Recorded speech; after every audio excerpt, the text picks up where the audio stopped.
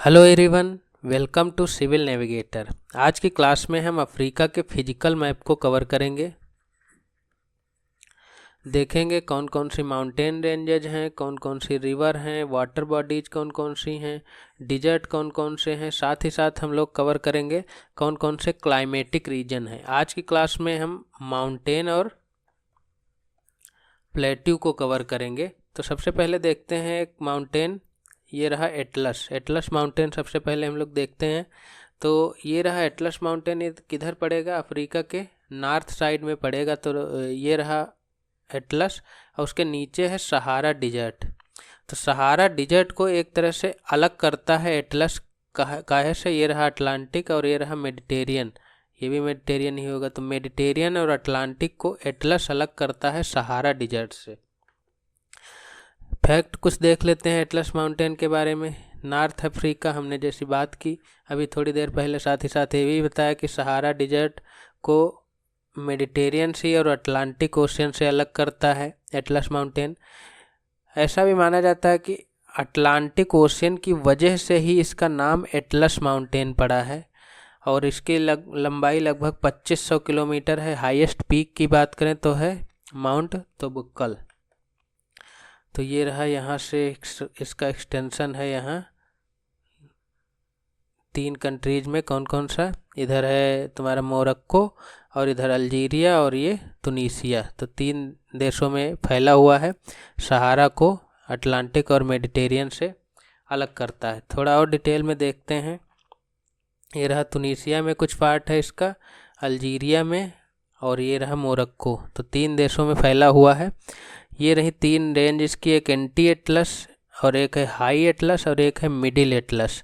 तो जो highest peak है उसकी वो यहीं कहीं हाई एटलस वाली रेंज में पड़ती है, माउंट तोबुक्कुल अभी जो हमने देखी। साथ ही साथ ये एक फोल्ड माउंटेन है। तो फोल्ड माउंटेन 2 प्लेटों के टकराने से बनते हैं। तो कौन कौन सी प्लेट टकराई होगी? इधर रही हमारी अफ्रीकन प्लेट और इधर है यूरेशियन प्लेट। तो यही 2 प्लेटों के टकराने से बना था हमारा एटलस माउंटेन। तो ये रही यूरेशियन प्लेट और ये है अफ्रीकन प्लेट।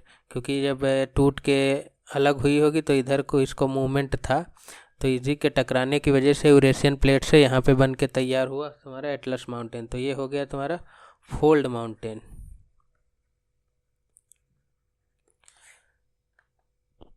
ये अरब का ये पूरा का पूरा रीजन अरब वर्ल्ड कहलाता है। इसको कई रीजन में बांटा गया है। तो इस रीजन को बोलते हैं मगरेब। तो ये माउंटेन जो है एटलस इसी रीजन में पड़ता है। तो मगरेब का माउंटेन या मगरेब माउंटेन भी इसको कभी कभी बोल दिया जाता है। हालांकि कोई बहुत इंपॉर्टेंट नहीं है, लेकिन मगरेब माउंटेन कहीं लिखा मिल जाए तो उसका मतलब एटलस ही होता है, क्योंकि ये मगरेब रीजन में पड़ता है। तो इसीलिए उसको कभी कभी बोल दिया जाता है। हाईएस्ट पीक जैसे हमने बताया कि माउंट तोबुक्कल है। ये रही माउंट तोबुक्कल, किस में पड़ती है? इस हाई एटलस में पड़ती है। 3 रेंज देखी थी, एंटी, हाई और मिडल। तो तीनों रेंज में ये रहा मिडल वाले में, हाई एटलस वाले में माउंट तोबुक्कल। इथोपियन हाईलैंड की बात कर लेते हैं। या इसको एबिसिनियन हाईलैंड भी बोला जाता है, क्योंकि पहले इथोपिया का नाम ही एबिसिनिया था। तो इसीलिए इसको एबिसिनियन हाईलैंड या इथोपियन हाईलैंड लिखा मिल जाए तो एक ही बात है। तो ये इरिट्रिया इथोपिया में, इथोपिया का रीजन है, उसी में पड़ता है। इसमें एक ख़ास बात क्या है, वो है ये लेक। इस लेक का क्या नाम है? उससे एक निकली है ये रिवर भी।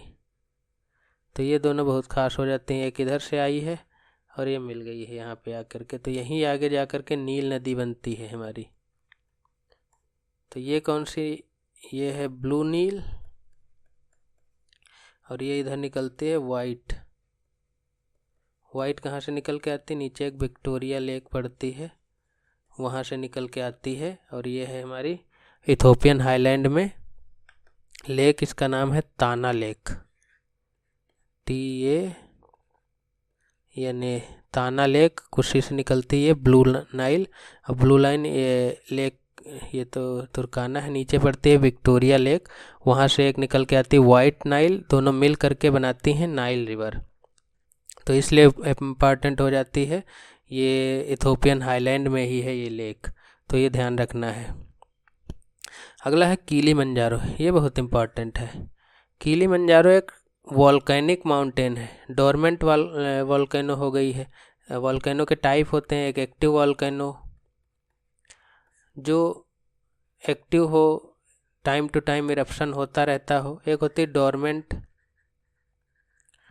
जो बहुत सालों से इरप्शन नहीं हुआ है, लेकिन ऐसा नहीं है कि नहीं होगा, कभी फ्यूचर में हो सकता है। एक एक्सटिंक्ट होती है, तो वो जो है अब उनमें वॉल्केनिक एक्टिविटीज़ नहीं होगी। तो किलिमंजारो जो है एक डॉर्मेंट वॉल्केनो है, कहाँ पड़ती है?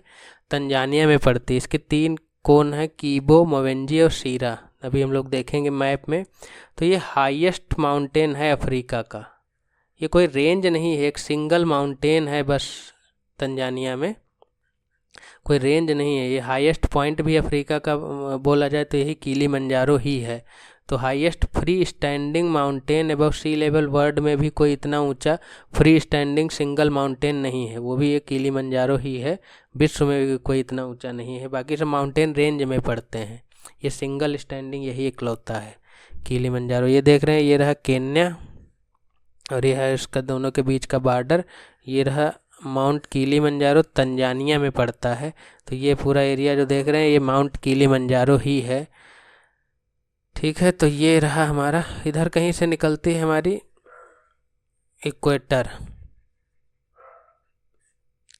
तो ये इक्वेटर के आसपास ही पड़ता है, बहुत ज़्यादा दूरी डिस्टेंस नहीं है, तब भी यहाँ पे बर्फ़ देखने को मिलेगी। देख रहे हैं ये हाईएस्ट पीक है यहाँ पे, क्योंकि इसके एल्टीट्यूड बहुत ज़्यादा है ना, तो एल्टीट्यूड हाई होने की वजह से इक्वेटर के पास होने के बावजूद भी यहाँ पे बर्फ़ देखने को मिलती है अफ्रीका में।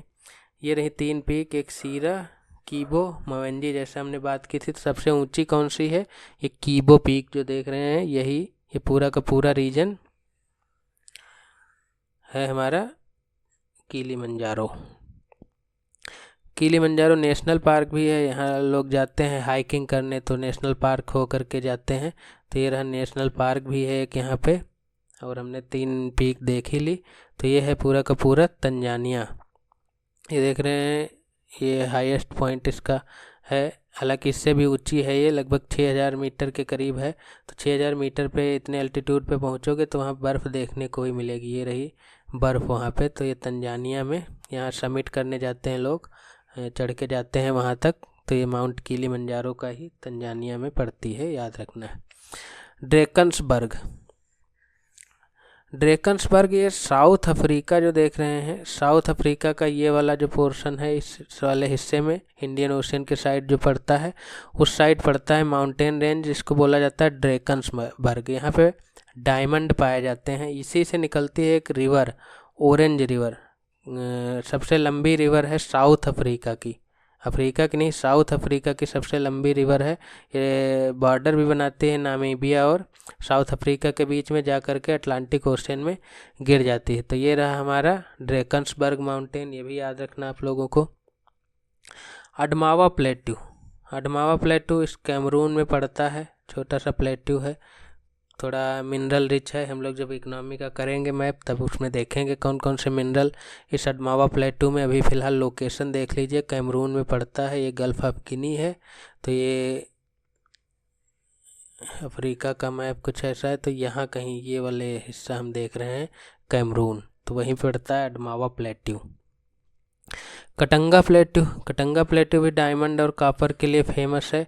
ये जो DR कांगो है, डेमोक्रेटिक रिपब्लिक ऑफ कांगो, उसका जो निचला वाला पार्ट है, निचला हिस्सा, उसको बोला जाता है कटंगा प्लेट्यू। ये अपने डायमंड और कॉपर के लिए फेमस है।